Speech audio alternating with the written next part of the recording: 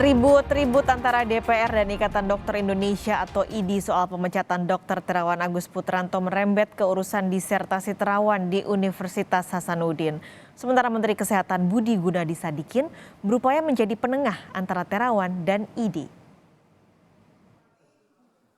Dalam rapat dengar pendapat dengan Komisi 9 DPR pada 4 April lalu, Majelis Kehormatan Etik Kedokteran IDI menjelaskan kelemahan dari penelitian Dr. Terawan Agus Putranto mengenai metode cuci otak tahun 2016 silam. Kelemahan itu antara lain penggunaan heparin untuk mencegah pembekuan darah hingga ketiadaan uji pembanding sebagai kontrol terhadap penelitian. Lulusnya Terawan, meski disertasinya punya sejumlah kelemahan, dianggap Majelis Etik IDI muncul karena ada tekanan eksternal ke pihak Universitas Hasanuddin. Saya dengan hal ini mengatakan hormat saya yang setinggi-tingginya pada Unhas dan juga hormat saya pada tim pembimbing mereka karena mereka sebetulnya tahu sejak semula weakness ini. Mereka tahu. Cuma mereka terpaksa mengiyakannya karena ada tekanan eksternal yang saya sama sekali juga tidak tahu itu bentuknya apa. Klaim Profesor Yanto buru-buru dibantah pihak Universitas Hasanuddin. Unhas disebut-sebut, oke, kita terima karena itulah bagian dari tanggung jawab Unhas yang telah meluluskan Dr. Terawan sebagai doktor. Tapi perlu diingat bahwa Unhas menjaga independensinya sampai Dr. Terawan lulus sebagai doktor. Setelah Dr. Terawan lulus sebagai dokter, Unhas tidak bisa lagi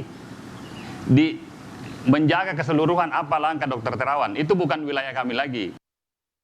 Menurut dokter senior sekaligus guru besar Fakultas Kedokteran UI, Daldiono, gugatan terhadap metode Terawan yang tak lazim dalam ilmu kedokteran terletak pada dua pendekatan yang berbeda.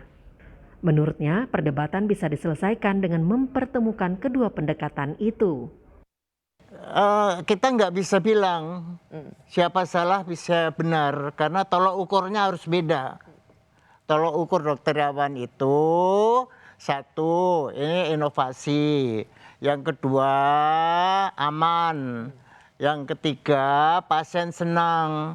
Lalu perubahan kliniknya sangat signifikan. Apakah itu cukup? Belum, maaf ya, belum ya. Sedangkan dari IDI MKEK premis dasarnya evidence based. Nah ini sebenarnya kalau ini dipertemukan dengan tadi disebut oleh Dr. Windu tadi dengan kontrol, udah selesai. Pasca memecat secara permanen dokter tentara Terawan Agus Putranto, banjir kecaman dari sejumlah elit politik menghampiri IDI. Pada umumnya, elit politik adalah pasien Terawan untuk cuci otak yang jadi materi disertasinya di Universitas Hasanuddin. Ini ada 2.500 dokter muda yang tidak lulus uji kompetensi dan bakal menganggur ini. Terus apa yang dilakukan IDI kepada mereka? Apa yang dilakukan IDI? Cariin jalan keluar? Enggak. Dibiarin begitu saja. Kemudian enak-enak mecat-mecat kalau nggak setuju.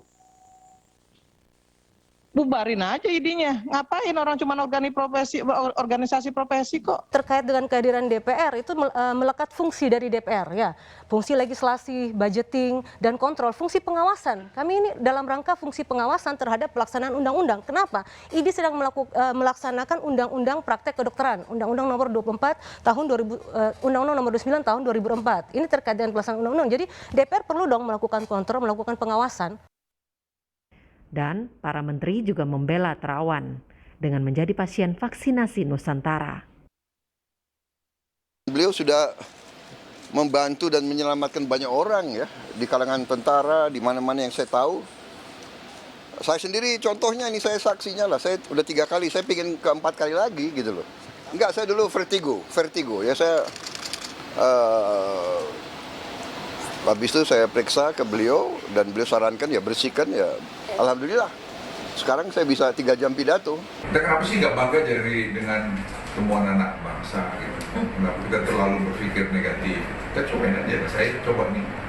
Dan saya tanya dokter Nyoto juga, katanya dia bagus, dokter Terawan. Kita buanglah pikiran-pikiran yang negatif terhadap anak bangsa sendiri. Ya saya pikir anak bangsa banyak karya-karyanya, ya kita hargai. Apa mesti dari luar semua, kan tidak. Lalu sejak kemarin, Menteri Kesehatan Budi Gunadi Sadikin mengumumkan menjadi penengah dalam konflik Terawan dan Ikatan Dokter Indonesia (IDI).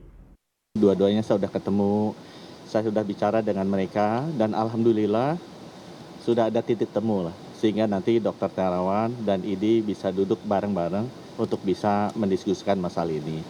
Saya rasa banyak masalah yang lebih besar, bukan hanya di sektor kesehatan. Tadi Bapak Presiden kan menyampaikan masalah ekonomi dunia ini banyak sekali pengaruhnya, terutama ke energi dan pangan. Jadi saya rasa lebih baik kita luangkan waktunya untuk beresin itu. Terawan mangkir dari panggilan Majelis Etik sejak 2015 hingga pemberhentian sementara sebagai anggota IDI pada 2018. Padahal majelis saat itu minta penjelasan soal metode cuci otaknya.